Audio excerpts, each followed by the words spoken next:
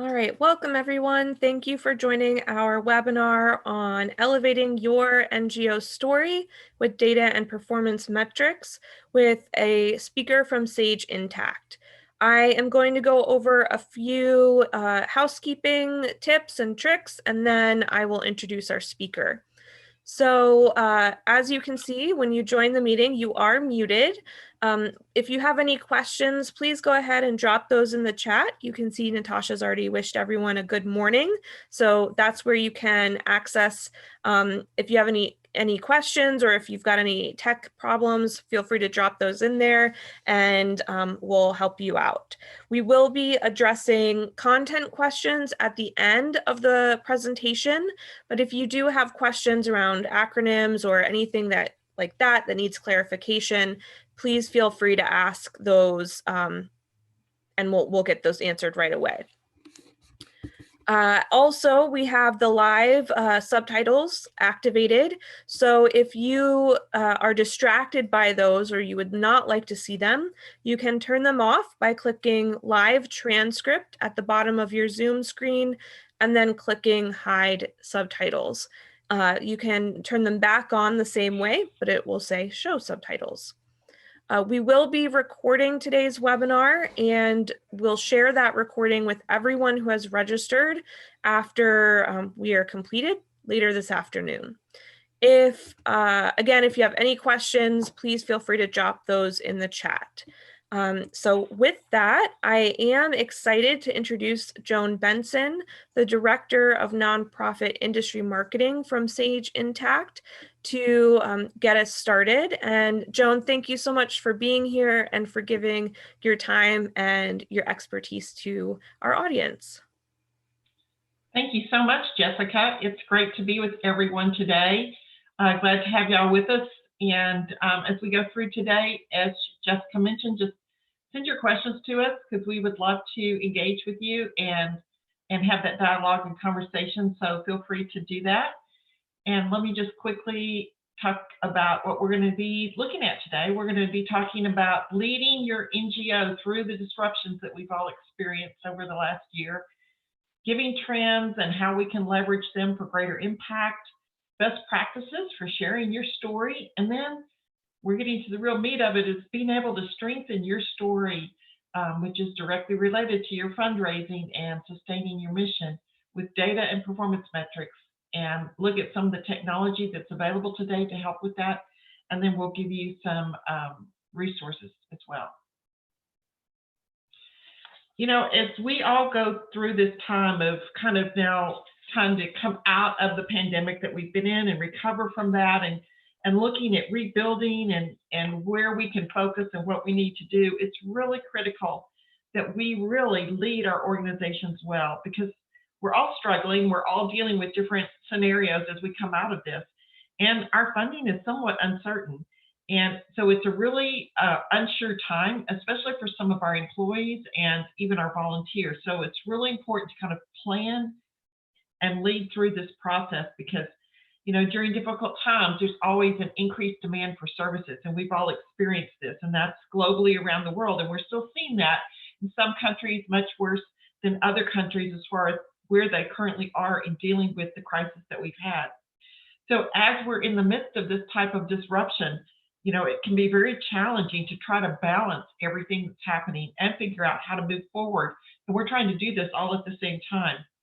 So we really have to plan and prepare to be able to take time to really focus on our mission and figure out what priorities are going to be, because those are shifting, right? Because things have changed to a degree that we're having to relook at things.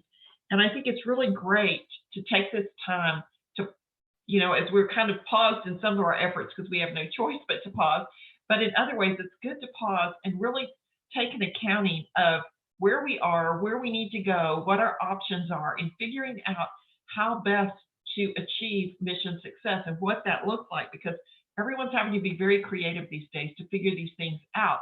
And it's a really good time to take a look back at things, especially your financial metrics, as well as your funding and things like that, and figure out what is the smartest, best plan for going forward so that you can really help break through the issues that we've had and really gain some visibility and insights as to how you're going to achieve greater mission success going forward. So for nonprofit organizations, as we're focusing on ramping up really as we come out of this pandemic and into the recovery phase, and we're talking about leading through this time, I wanted to share some resources with you, just some great content and information that I think you'll find helpful, because it is, we are adapting and we are transitioning to all types of new situations and new environments. And so when you get this deck and the recording, there's some great links here. Check these out. They may have some helpful information for your team and for your organization, because really it's all about the learning and the overcoming. And that's really going to serve us well, because there's going to be more disruptions in the future, no doubt. And we want to be able to adapt quickly to what comes our way so that our mission and our impact can definitely be sustained.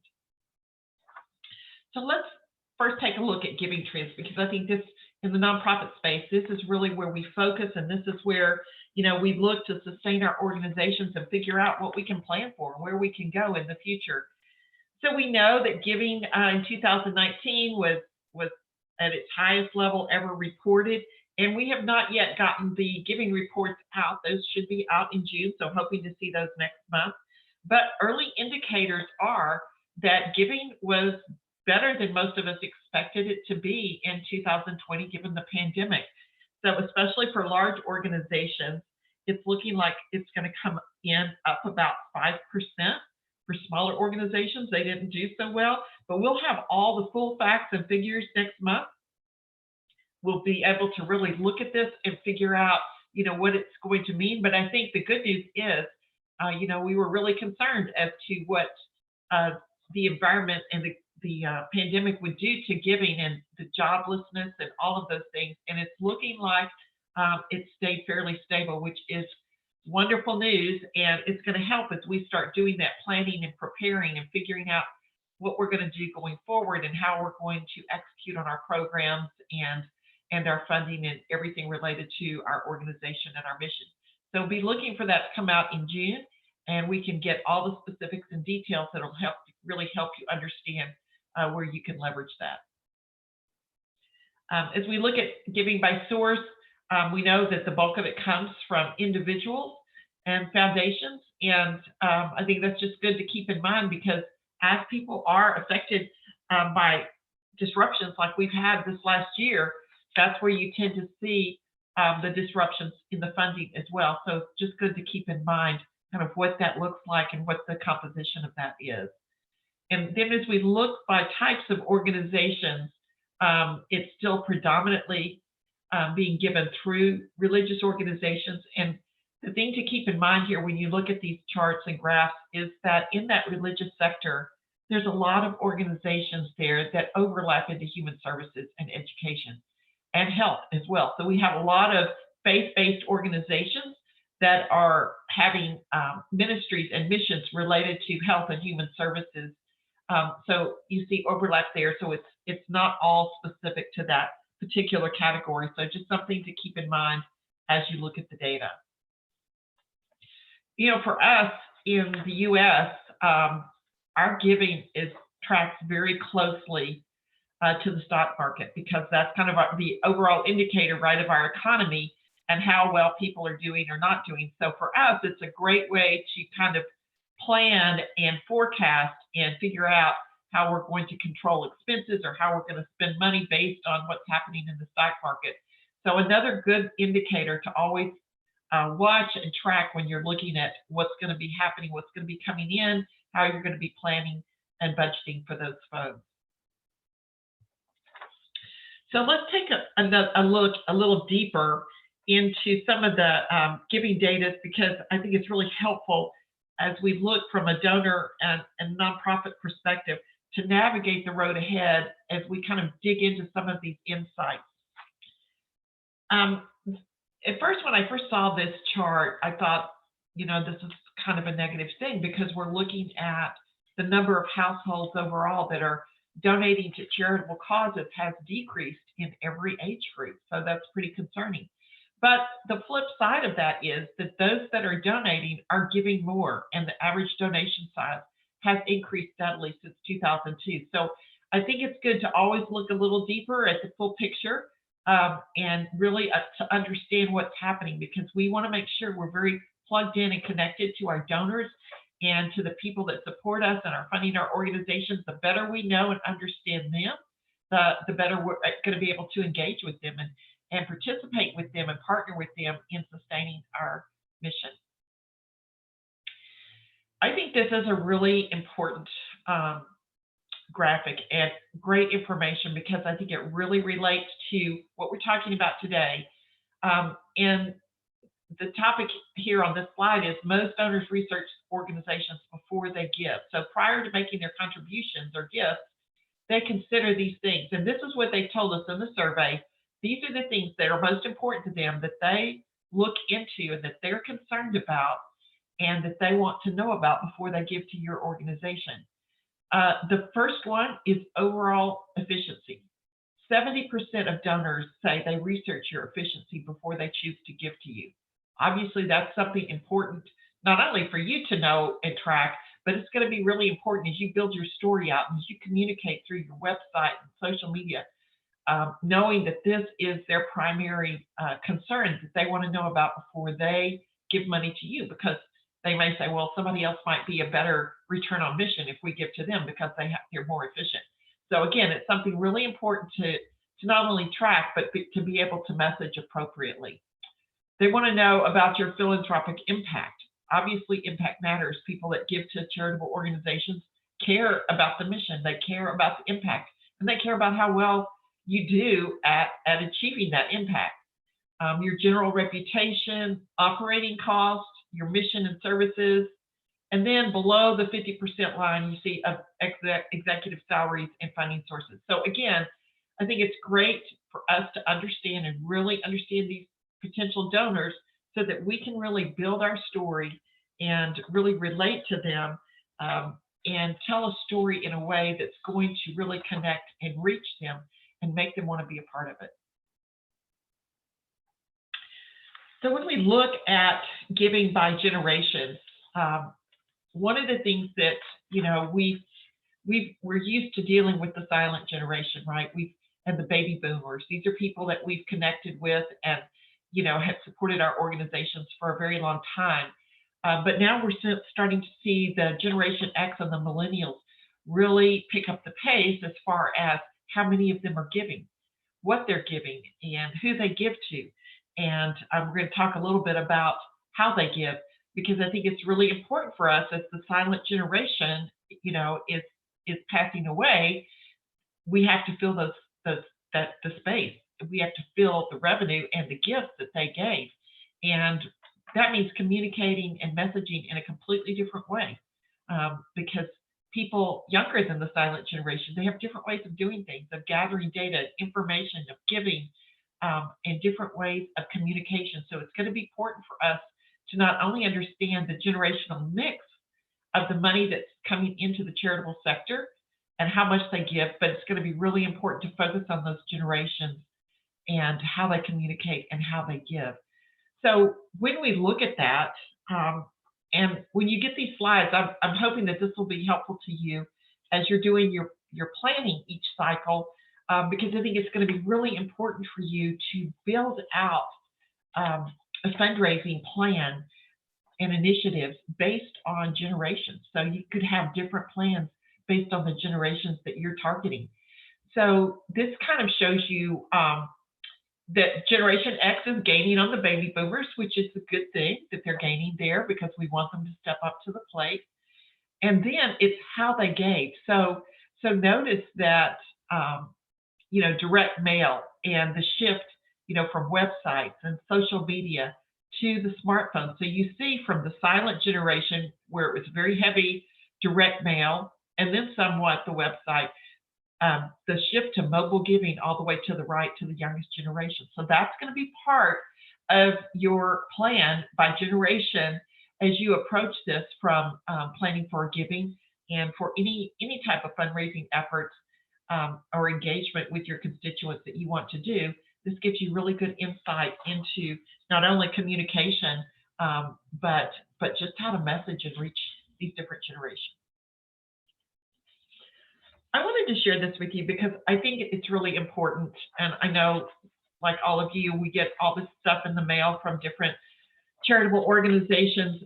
But I wanted to share this because I think it makes a lot of sense. And I think it's great to look at when you're planning from a budget perspective, um, especially as you're looking at your donors and you're understanding them better and understanding their priorities. This really comes into play. When we ask what donors say inspires them to give more, this is what they told us. 38% want you to make a compelling case of extraordinary need. That's the highest number in the survey. And so that's what we're going to really focus on today. That's what we're going to be talking about. That's what matters. That's what engages people. That's what makes them want to be a part of what you're doing. So that's really where we're going to focus today.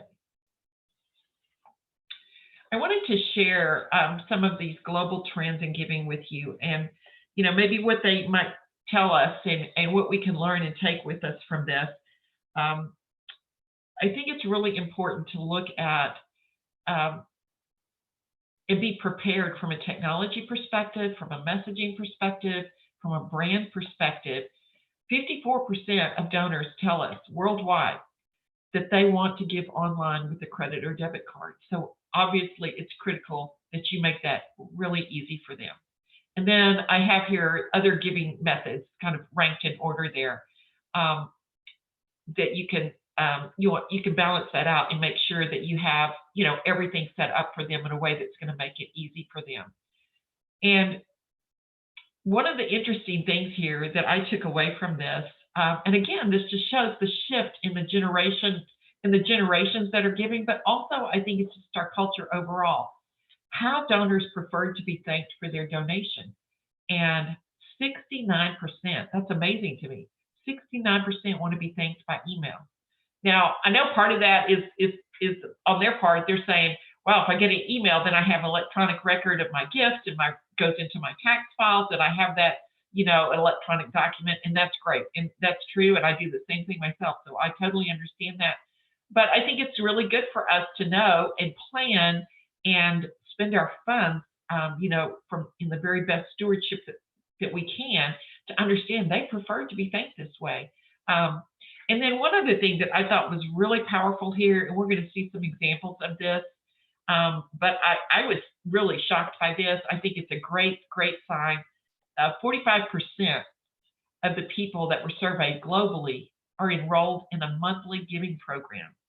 That's so powerful, because that's not waiting, till the, hopefully at the end of the year they have money and they want to give you a gift because of all the, everything that's going on at the end of the season and things like that. 45% enrolled in a monthly giving plan is huge. I mean, we all want that, to be able to plan and understand how our cash flow is going to happen. And I think it's really powerful and something we can all take from this. We need to make sure we have that front and center, and that we make it really easy for people to be a part of what we're doing and be able to have that happen automatically every month, because the more people that will opt in for that, the more stable our cash flow is going to be, and easier it's going to make for us as an organization to not just sustain our funding, but to manage our spend as well. So we're going to talk about best practices now for sharing that story. We've been talking about some of the elements of the giving and how we can leverage that and what it means to our story. But we're going to really dig in now to best practices for sharing your story. So as we do that, it's such a dynamic environment these days, and it's really more important than ever to share the most powerful short story that you have. And so as we look at this today, we're going to take a look at this because it's so important how people relate and respond to your story and the impact that you're having as an organization. So we're going to really focus on sharing the vision, building the brand, communicating the story, and expanding your reach. I think one of the most important things that we can do, especially with everybody on the internet all the time now, is we have to be able to, in our graphics, in our images, in our messages, social media, everywhere that we have any kind of impact, we need to quickly communicate our mission. And we need to be able, when people come to our website, they need to instantly connect with us and what we do and what we're about. and be able to really understand what our focus is. And that way, they'll know right away, is this something I want to be a part of? Is this something I want to give to? We want to make it really easy for them to understand us, to get what we do, and to understand what we're about. So as you're planning and as you're developing and changing and upgrading things with your website or whatever that might look like, you want to make sure that you are quickly communicating what it is that you're about. And your brand is so important, and more important than ever these days. And I think it's important that as you work with your teams across all the different areas that support you, to have a really consistent message and way of being able to leverage your brand. Because when you combine those powerful images with well-branded messages, it's going to help donors and potential donors recognize you and remember you. And it's going to help them remember what you're about and what your impact is. This is really going to translate to greater responsiveness to your campaign and to your needs. So you want to make sure that your messaging and branding is a primary part of your strategic plan, and that it's integrated across all aspects of your communication. So whether it's a digital ad, a social media post, any type of communication that's going out from your organization, make sure your brand carries the story. I wanted to share this example with you because it's one of my favorite organizations, and they're so great at elevating their story and sharing the message and really using data and impact to drive people to want to be a part of what they do. And their tagline, and this is another part of that strategic planning we were just talking about, we think about this as marketing, but the reality is this is what connects us to the rest of the world. This is what lets people know who we are and what we do, and invites them to come along and be a part of it. Their tagline is "Clean water changes everything." And so you see this front and center on their website, and you start seeing, any web page you go to for this organization, you're seeing the impact, you're seeing those metrics, what they're doing, how they're doing it. And right here, you see an invitation. We just talked earlier about how many people are part of a monthly giving program. Join us, join an unstoppable community of monthly givers. So they're inviting you right here to be a part of it. And again, those powerful images that instantly tell you, this is what we're focused on. This is what we do. This is our priority. This is the impact that we're having. So I think it's important. This is just a great example that kind of puts several of these things all together that we've been talking about and illustrates the concepts of what we're doing to really elevate that story and really sustain that funding. When we talk about expanding your reach, obviously all of us want to do that. I wanted to give you some very specific steps because social media has become so huge, and it's really an important and critical element to expanding your reach.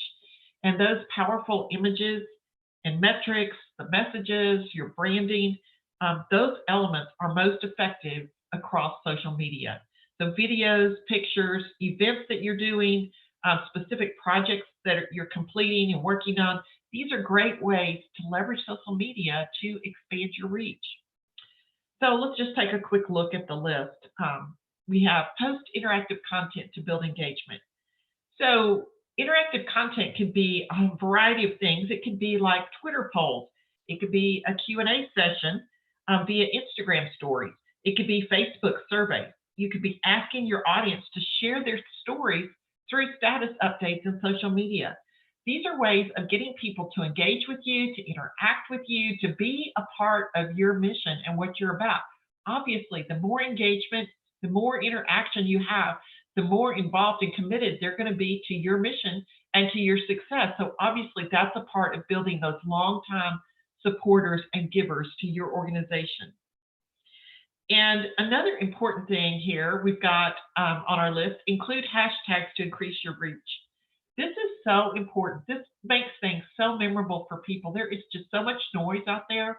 It's so important to have something memorable. I shared an image with you earlier from the Red Cross, but one of the hashtags that I love, the British Red Cross has a hashtag, and they share it everywhere. It doesn't matter if it's a billboard, a social media post, whatever, a press release, whatever it is, you always see that. And it's hashtag power of kindness. That is such a powerful hashtag, and it's totally now connected to their brand. So when we see that, we know that's the British Red Cross. That's the kind of leverage and power that this type of messaging and communication and branding have with potential donors and funders for your organization. So you want to make sure you're leveraging that. You're using your best strategists. You're really, from a strategic perspective, you're figuring out what best says what we're about and what we're doing. And then how can we plug that into all these various aspects of communication? So we just kind of build a really strong, it goes beyond brand, but it is your brand, but it's your message, it's your story, it's your impact. So just a great example of what we're talking about. Use visuals to drive traffic. We found that Twitter has 3 times the reach. Think about that, 3x if there's a photo or video as part of the Twitter post. Facebook is 2.3 times more engagement if you have a photo or a video. So, when there's events, when there's projects, when there's things happening at your various locations, when there's a crisis, when you're involved in things that are happening, especially, concurrently happening, for you to be able to engage with donors right then as these things are happening with powerful videos and images of what your organization is doing to help, that is going to get more engagement from potential donors. That is going to get people more involved in your cause and in your story. Next, we have make it easy to donate. We've already talked a little bit about this, especially as we talk about some of these younger generations. You need to be able to have a really easy, powerful tool that allows them to know right when they pull up your website on their phone, they know right where to go. It's obvious. You click on this and you donate. Make it very easy for them to do that. And then just a tip, work with your team as you develop your strategy and your plan and starts rolling out. Use a tool. There's several available out there to schedule your social media posts in advance, because when you're in the midst of things happening, you can't always stop and even get a connection, to post something on Facebook or Twitter or Instagram. So you're going to want to use a tool that allows you to kind of plan out, and some of them will be dynamic and they will be, instantaneous and in real time. But some of them can be interspersed that are planned out and that are scheduled, so that you have a consistent message and a consistent communication on these different in these different social media environments. All right, we're going to go a little deeper now in talking specifically about further strengthening that story and that brand that we've been talking about with the specific data and performance metrics. And again, this is an example from Charity Water, and I like it because front and center on their website, they do what we've been talking about. They tell you, here is our product, our progress. Here's what we do. Here's how we do it. Here's our solutions. Learn about our partners. Here's where we work. Here's how many water projects we funded, 44,007. Here's the people that are going to get clean water from our efforts, 10,043,704. It's powerful. They're right up front. You don't have to go searching for this information. They're telling you, this is what we do, this is how we do it, and these are the results. This is really important. This really brings people along with you. It gets them involved. It makes them want to be a part of it. It makes it very transparent what you're doing. It shares and shows them, this is the impact these people are having. Look at how efficient they are. We know that efficiency is important to these folks. This is going to really help lead the way for messaging that for you without you having to talk about it all the time or them to read, an annual report or something like that. They're going to know it front and center. This is another one of their web pages. And the reason I chose this one is because we know transparency has become so important. And people are really wanting to make sure that where they give, that organization is not only transparent, but has good stewardship, and is making the best return on mission and impact with the money they have to give. So this is a great illustration and example for you to share with your team. Charity Water, here they tell you, we prove every project. We track every dollar. We show you the projects that you help fund with photos and GPS. See the proof. That is so powerful. You know, people want that reassurance that you're spending the money wisely, that you're doing what you say, and that these projects are really happening. Here's the proof. Here's the photos. Here's the GPS of where this well is. We're an open book. We've consistently received the highest grades available for accountability and transparency. Those two words, accountability and transparency, they're at the top of everyone's list for nonprofit organizations. That's what we all aspire to.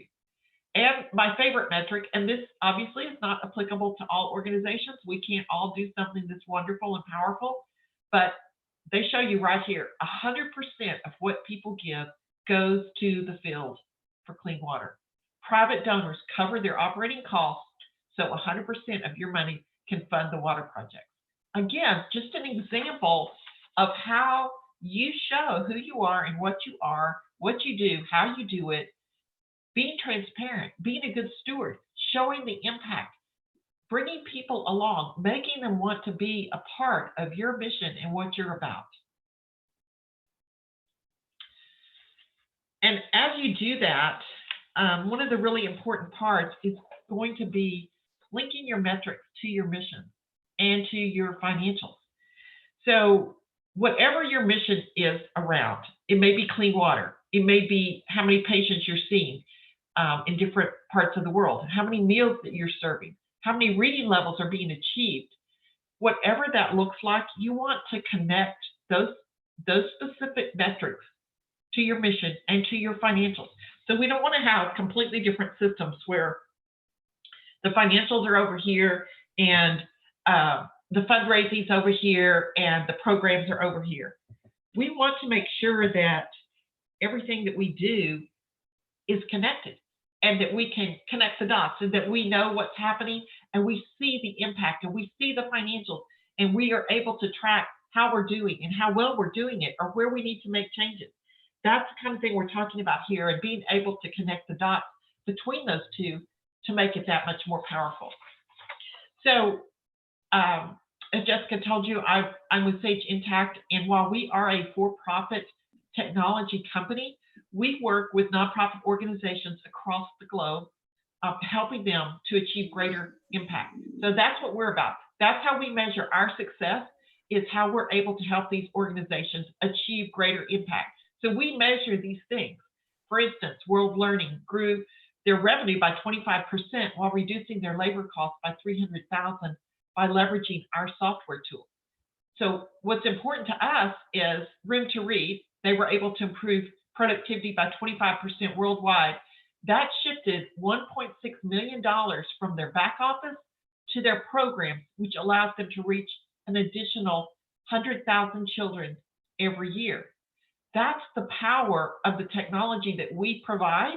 And so that's how we measure our success in how we're able to help these organizations like yourselves achieve greater impact because they're becoming more efficient, because they're becoming more automated, and they're having real-time visibility. They're seeing what's happening in real time. They're able to make adjustments. And so that's why we track and measure this way, because this is our way of helping these organizations achieve their mission and achieve greater mission success. So as we look to, manage things from a financial perspective, we're going to connect systems between the financial She's at the side. eye doctor. They're checking her eyes. Between the financial side and the mission side and the program side, so that you can really figure out what you're doing and how well it's happening and how efficient you are at that. So I wanted to share with you just a dashboard that kind of reflects some of the things we're talking about here as we're connecting the dots between the program side and the financial side. This is just one of our financial dashboards where, in this case, I'm tracking fundraising expense, program efficiency, administrative costs, average gift per donor, fundraising efficiency, revenue sources, budget to actual. So it's all in one dashboard. But the great thing is it's real time. So if I see something that doesn't look like it's trending correctly, I can drill right into it and it's real time. So I know exactly where I am. I'm not waiting for financial statements to come out a month later. I'm not waiting for someone to send me a report. I'm accessing the information and the data. I'm drilling right into it. I know exactly where I am from a budget perspective, to what I'm actually spending. I know if certain revenue sources are down. I know if fundraising efforts are not where they need to be, or if my average gift per donor is up. So it's really helping me connect, everything that's going on from a strategic perspective, a fundraising perspective, a campaign, a program perspective. It pulls it all together for me so that I can see, and have that transparency, but I can see what's going on across the organization. And then I can do a better job of leading the organization forward because I have all the dots connected.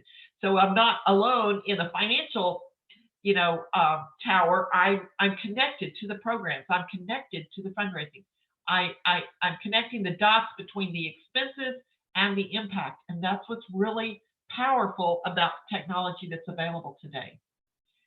This is an example of a board book that is another dashboard. So it's real time. But in this case, it's giving you balance sheet information that you might be having a conversation with your board of directors. So you're looking at the specific things that a board of directors should be looking at from your financial statements, specifically in this case your balance sheet, so that you can really track and measure and know, and even questions to consider. So as you're having those conversations, this is especially great now that we're all remote, because you're able to engage with these folks, in real time in a dashboard that's drillable. And then it gives you questions. These are some questions that you might want to consider and think about and talk about with your board members or your key stakeholders. So again, just the power of technology that's bringing all this information and data together and putting it in a usable format that's going to allow you to have insights and visibility real time to be able to respond and to really, from a strategic perspective, be on top of what's happening with your organization. So this is just another role-based dashboard that speaks to those type of things that I was just talking about, again, with real-time drill down visibility to the specific data. So this type of technology, just to give you a little more illustration of the power and impact that it has, you may think, well, accounting and financial management doesn't really affect the mission. Well, it really does. And here's a good example. I shared with you earlier the Room to Read and the $1.6 million every year that they're pushing from the back office to the field. This is the Children's Hunger Fund, and I wanted to share this example with you because it really speaks to insights in those customizable dashboards, key performance indicators, and getting stuff in real time. They have a 2.5-month shorter budgeting cycle. They save 40 hours every month on manual processes. And they were able to use their gains to pay for the software in less than 6 months, which means they're way better off, and the software is basically not costing them anything because of the gains that they're finding and realizing through the technology. So that's kind of how we measure and look at and build the case for using this type of technology and using it across your organization so everyone gets the benefit. This is the World Learning story kind of summarized on one slide. They were able to grow their revenue by 30% while reducing their labor costs, tighten cash management with that real-time visibility, integrate with Salesforce, 30% shorter close cycle, 30% growth in revenue. Again, the power of being able to have real-time access and visibility to data that's being pulled together and synchronized in such a way that it's very usable, and it's usable by all different types of people in your organization. Not all people are financial people, so we want to make sure that the tools we use give them information, maybe graphically with your budget to actual, but give it to them in a way that is most usable to them because of the role that they have. And they may be a program director. They may not be a financial person. So again, the flexibility to give them information in real time that's very useful to them and easy for them to understand.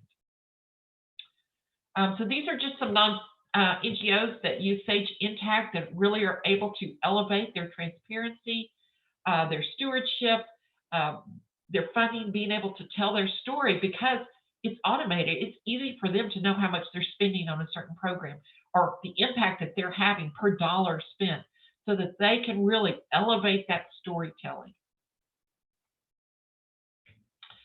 And I have some resources here that will be great for you when you get this deck. Feel free to check these out. More resources that can help you from technology trend survey that we just did. Lots of information here. And we would love to answer any questions that you have. If there's anything we can do, we're happy for you to follow up with us. But Jessica, do we have any questions? Please go ahead and put your questions into the chat if you do have them. This was really helpful, and I'm sure many of you have some questions on how you can leverage this for your organization. So we do have a question. Joan, this is all very useful information. Technology becomes inevitable to show the visualization of performance and transparency, but this technology costs. Do you have suggestions for getting this data and reducing the costs? Yes, I do. And I think what I found to be most successful is building that case based on your processes and based on how you operate, like the Children's Hunger Fund did, like Room to Read did, building the case for all the games that you're going to find. Now, you don't always know going into it what games you're going to find, right? I don't think Room to Read had any concept that they were going to save $1.6 million a year in the back office. But I think you have we work with people all the time, and based on the processes they have, the locations, how many offices they have, people here, expenses here, and pulling that together. Cash flow. We have a lot of organizations that greatly improve their cash flow. We have organizations that, because of the greater visibility, they're actually making decisions sooner and faster, so they're increasing their revenue because of some of the expansion that they're able to do. So there's all different ways to figure out the benefits that are going to come, and then being able to then take it to the board and say, okay, we think this software is going to provide these benefits. It's going to pay for itself in 6 months. So we're 50% better off than we were with our previous technology expense, whatever that was. So that's kind of how we go about it. Great, thank you. Sure. How can you support Africa-based organizations who want to increase visibility for their programs and boost donations? And in addition to, how can you support? Do you have any recommendations? So we actually have an office in South Africa. We have a whole organization down there, and we started making Sage Intacct available in South Africa last year. So there are resources there. There is support there, and I think it's going to be a continually to grow as far as the effort there. So we, I think we operate in 24 countries currently where we have offices and people and resources. So I think that you'll see that continuing to expand just to support the need. Thank you. Is there, out of all of the information you shared, is there one data point that you think is the most important as NGOs try to tell their story? Oh, it's hard to pick one. I hope you'll do several of them. But I really think connecting the financial side of the house to the program and funding side of the house is the most important.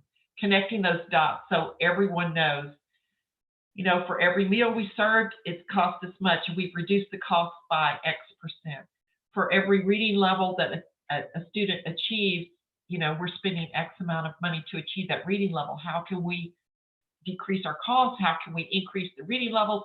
It's just it's getting everybody attuned to the mission, whether you're in finance or whether you're in the program itself or whether you're in country everybody is very focused on not only what we're spending to do this and achieve, but how well we're doing that and what we're achieving per the dollar that's being donated that we're spending. So I think connecting the dots between those two is the most important thing, and it brings everybody into greater clarity about the mission itself and how you go about achieving that. Great, thank you. And kind of piggybacking off of that question, what do you think is the hardest barrier within an organization to that connection of the data points? Well, I think the biggest barrier has been technology and communication because, there's kind of always been a divide between finance and the other side of the organization.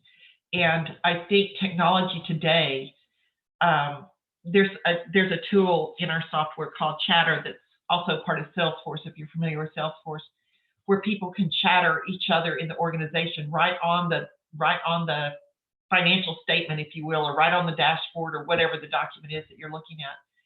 And so I think it's hard because, in the past, we were waiting until, a month after something happened, 2 months after something happened, getting financial reports, and then we're sending an email to ask about this or the other, and people don't really remember. And it's hard. But now, because it's real time, you can just chatter someone like, at Joan, why did this expense double last month or this month? Or, why was the auditors may say to you, you need to reclass this expense, right? And then it's documented right there on the dashboard. You don't have to worry about remembering it. You're not digging through emails. It's making it all interactive in the way, just like everything else in our culture is becoming.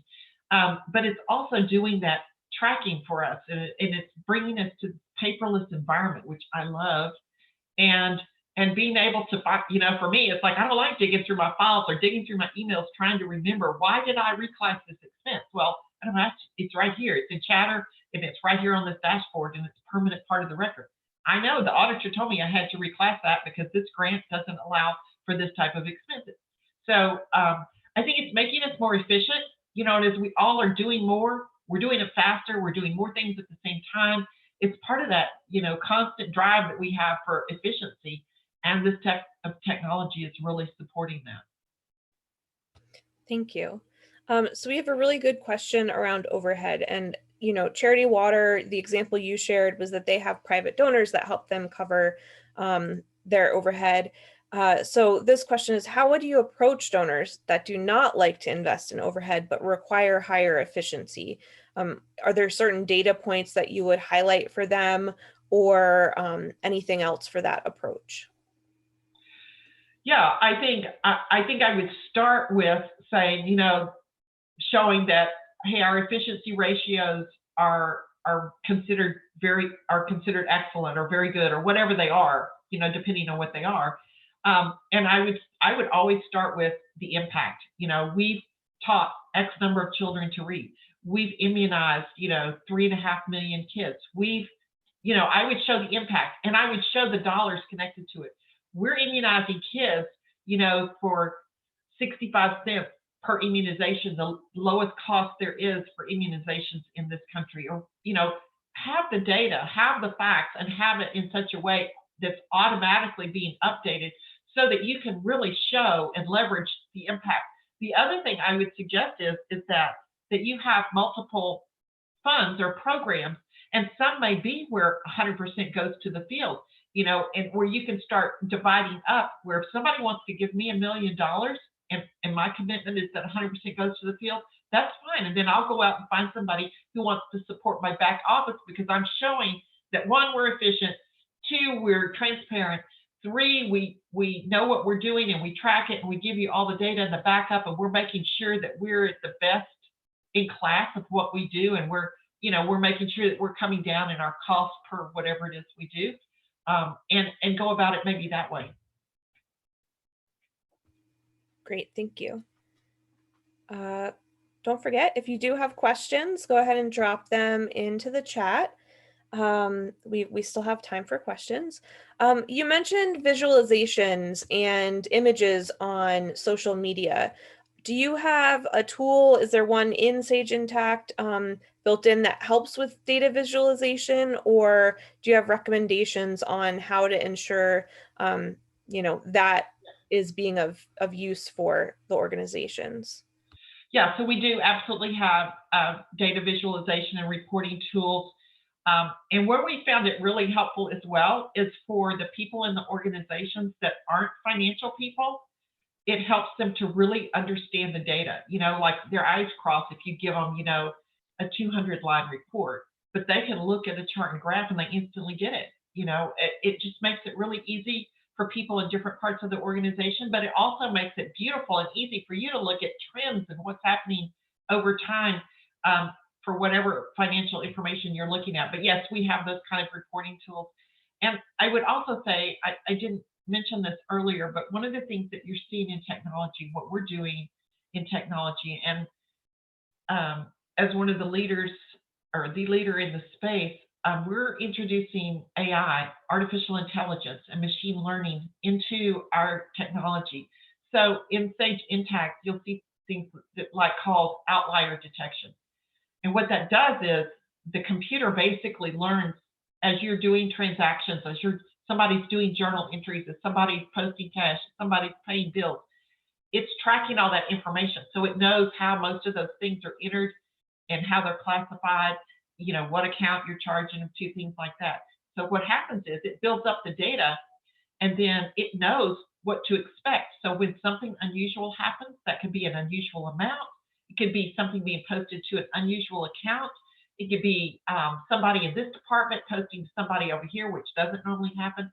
And it basically raises a flag and says, hey, a human needs to take a look at this transaction because it doesn't look right.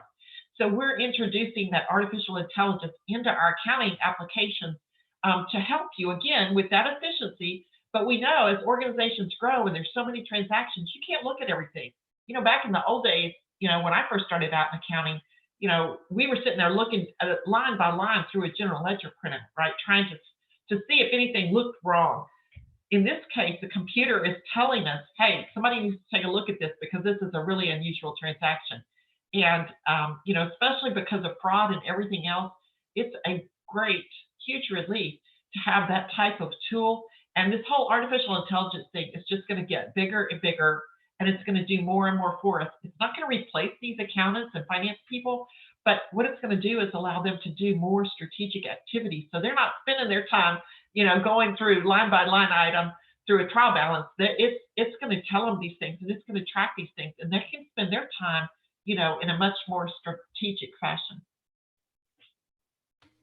Thank you. All right, last call for questions. Please go ahead and drop those in the chat if you have. Oh, there we go. Do you have any data collection tools without human interfaces with the available latest technology? Okay, say that again. Data collection tools? Any data collection tool without human interfaces with the available latest technology? I'm guessing that means like barcode scanners and things like that. But yes, our solution does allow for things like that if that's what you're talking about. Okay. And Kanan, if that answer isn't what you're looking for, please feel free to reach out to Joan or clarify in the chat, and we can try and get you a complete answer for your question. So go ahead. If you do have any questions, drop those in. We have a few more minutes. While anybody types in their last questions, I'm just going to kind of go over a few things we've got on our calendar. So we do have several more webinars coming up on Tuesdays, the next coming weeks and months. And then Joan and her colleagues have a blog post around the same topic that will be published with Humentum this week as well.